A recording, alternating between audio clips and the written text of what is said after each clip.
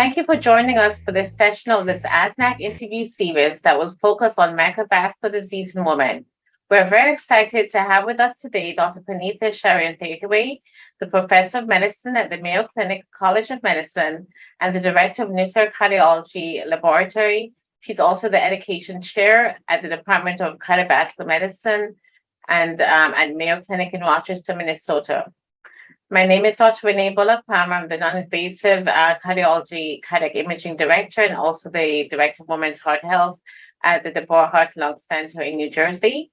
And I'm here with Dr. Madison Kocher, who is a cardiothoracic imaging fellow at Duke University Medical Center and is a member of our ASNC Leadership Development Program. So Dr. Chareonthaitawee, welcome and thank you for joining us today. And I'd like to start by asking you, what is microvascular disease? So thank you so much, Renee, and thank you also to Maddie and to ASNC for having me here for this interview. It's great to be here with everyone. So what is microvascular disease? Well, this, is it's also called small artery or small vessel disease. It's a disease that really affects the rich network of the small arteries, arterioles, and capillaries that we cannot see by eye when we perform an invasive coronary angiogram. And traditionally, we define coronary artery disease anatomically as obstructive epicardial coronary artery disease that is seen by visualizing the lumen of the artery. But multiple studies have really shown us that there are structural and functional disorders that affect the coronary microcirculation that we can't see. We don't fully understand the mechanisms of coronary microvascular disease or CMD, but they could maybe be very similar to the mechanisms that lead to epicardial coronary artery disease, including atherosclerosis. But maybe more likely, there is some damage to the endothelium of the vessels, leading to both static and dynamic processes that decrease blood supply below demands of the heart muscle. And this then causes symptoms, including chest pains, shortness of breath, and functional limitations. Inflammation and other diseases can also, such as muscle hypertrophy, can also be implicated. And then to complicate matters further, CMD also occurs in conjunction with epicardial coronary artery disease because the damage that affects the coronary microcirculation can also affect the macrocirculation. So very complicated. Thank you so much, Panithaya, for that answer. Maddie, over to you.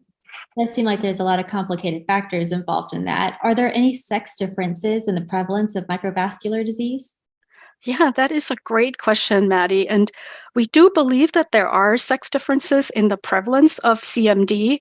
I think one of the challenges is making the diagnosis with the available techniques that we have today. But we do have several studies that show us that if we take all comers with angina, 2/3 of women, but only one-third of men will have no significant obstructive epicardial coronary disease. And yet both women and men have very similar adverse clinical outcomes despite lower epicardial angiographic disease burden and more often preserved left ventricular systolic function in women. So also keep in mind that there are several phenotypes of CMD. There's CMD without any atherosclerosis, like in HOCM or in infiltrative cardiomyopathy.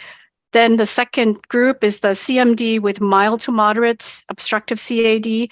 Then the third group are CMD with more severe epicardial CAD. And in my experience, I see more women in the second group of CMD. Those are the ones of CMD with some obstructive CAD, but not severe.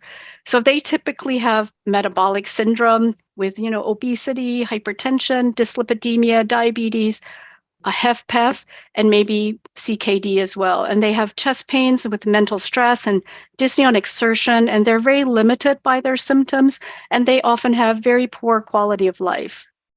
Right. So what is the difference between coronary microvascular dysfunction and Anoka?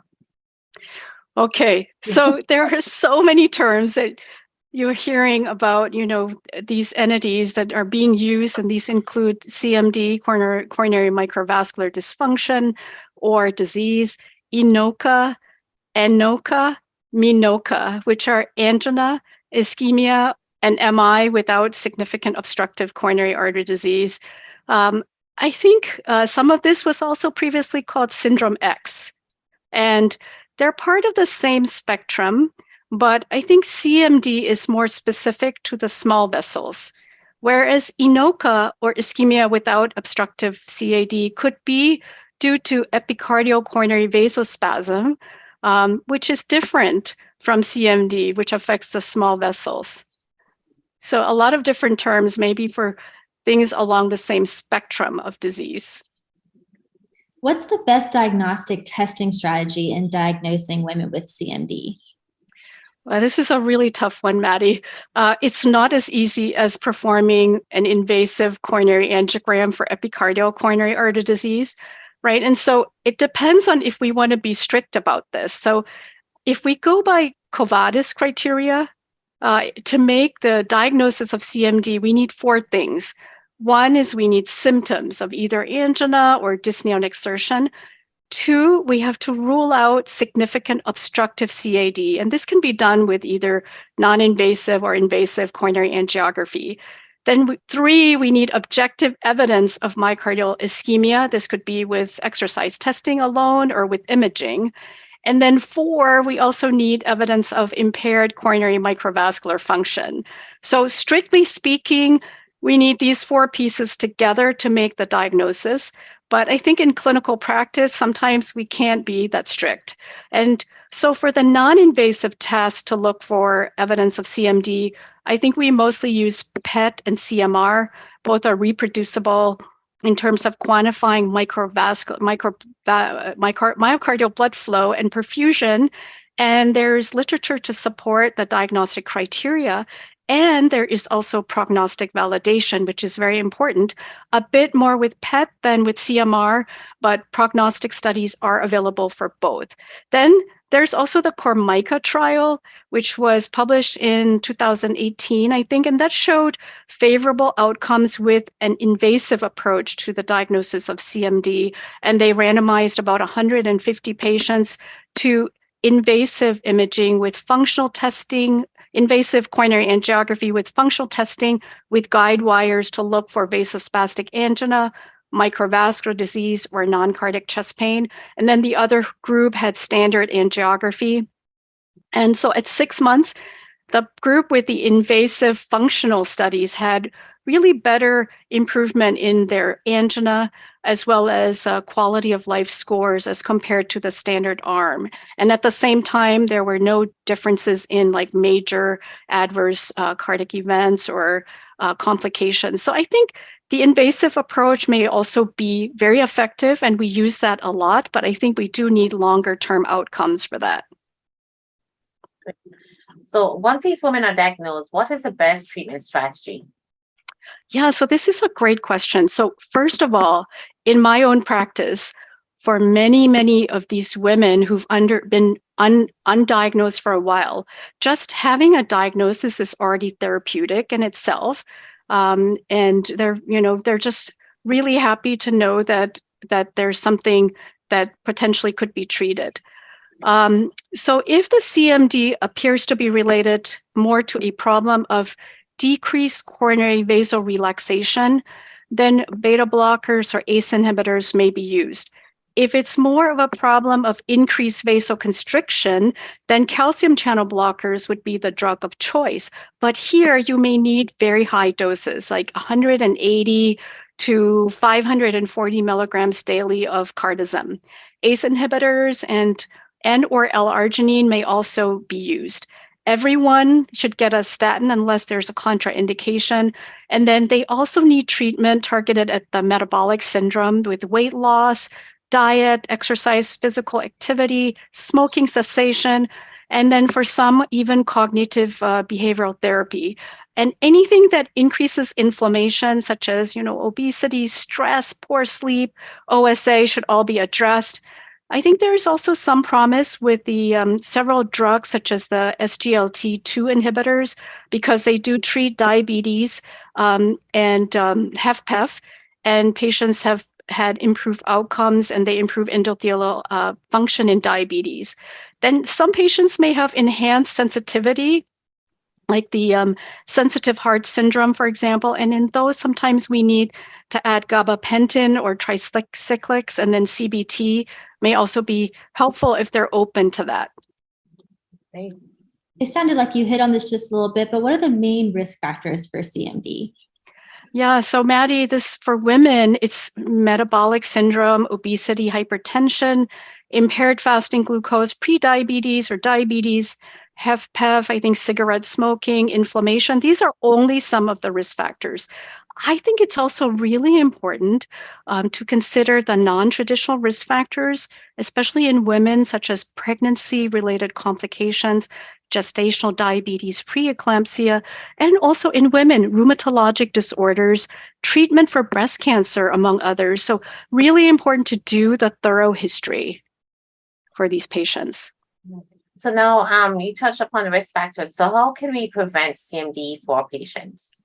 So another great question. I mean, I think that we can prevent a CMD. I'm not 100% sure, but I think it's part of the same process that leads to epicardial coronary artery disease. So I think it's never too early to think about prevention.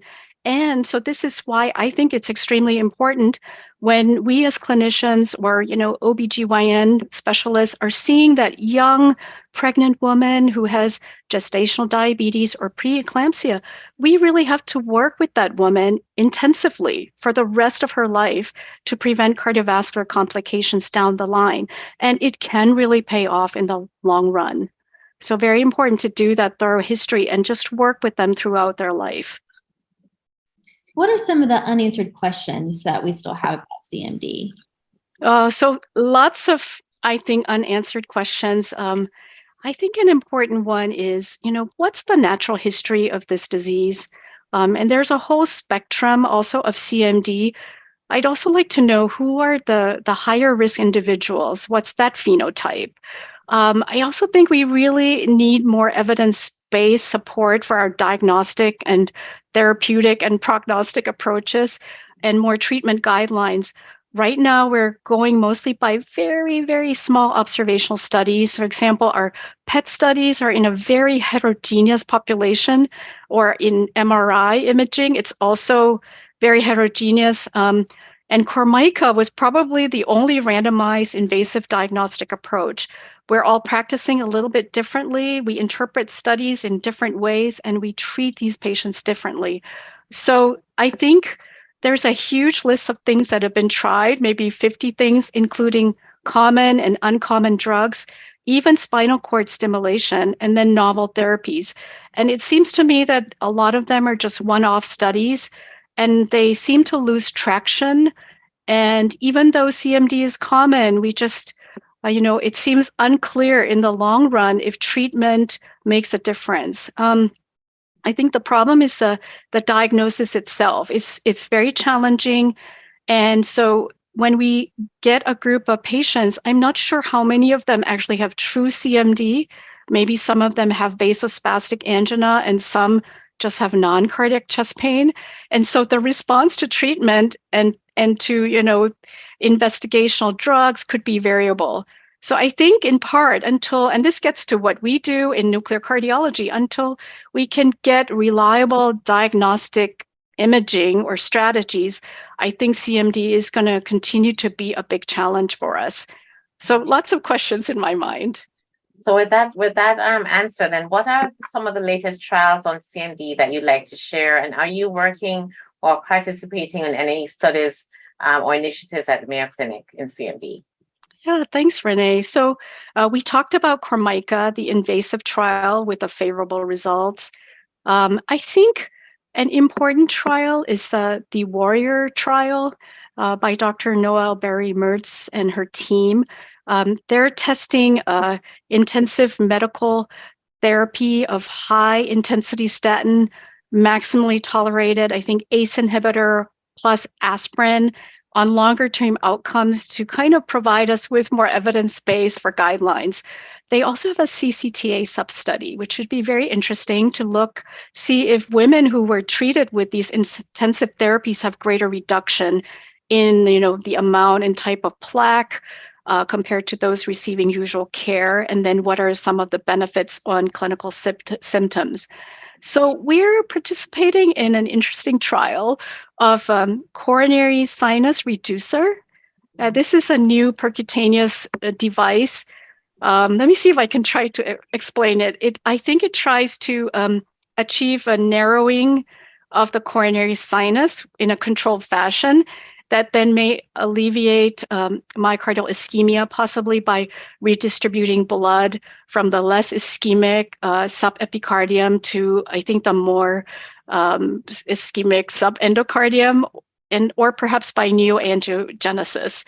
And I think one of the randomized trials of about 100 patients has shown some benefit in patients with refractory angina. So we're approved for a trial of 30 subjects, which includes CMD patients. So very interesting to me, this device. We'll see what happens. You've given us so much great information today about CMD. What are the 3 main take-home points that you would like to leave our listeners with today about CMD? So that's a great thing. I have a tough time coming up with the 3 take-home messages because I think there are many messages. But I think for our listeners, I think one would be that if you think a woman has symptoms due to angina and invasive coronary angiography doesn't show any significant epicardial disease, don't stop there. I think you have to think about CMD. And because it's common in women, more common. And then in the second group of, women with metabolic syndrome, obesity, hypertension, dyslipidemia, and HFpEF, I think we should all be thinking about CMD as a cause of their symptoms. We see this type of phenotype with dyspnea on exertion, and I think they're really, really affected by their symptoms in CMD, and they often go to many providers before they have a diagnosis. And then the third would be that patients with CMD should not only have pharmacotherapy, but also I think equally important are treatments targeted at, their risk factors like weight loss, diet, physical activity, smoking cessation, and stress reduction. That's a big one. A lot of my patients, especially women patients, they seem to have more symptoms with mental stress. And so anything we can do to reduce that stress will help to reduce their symptoms. And then as much as possible, I think we should encourage our patients to participate in trials, of true CMD to really try to better inform our diagnostic and therapeutic strategies. Great. So lots of great points. And I'd like to thank Dr. Chareonthaitawee for your time and sharing your knowledge and expertise with all of us today. And we greatly appreciate your contributions and insight into this field that you've shared with us today. Thank you so much, Renée and Maddie and ASNC for having me for this interview. Great. And for others, I'd like to just a reminder that to watch the next video presentation at asnac.org/interview series. Thank you and have a great day. Thank you.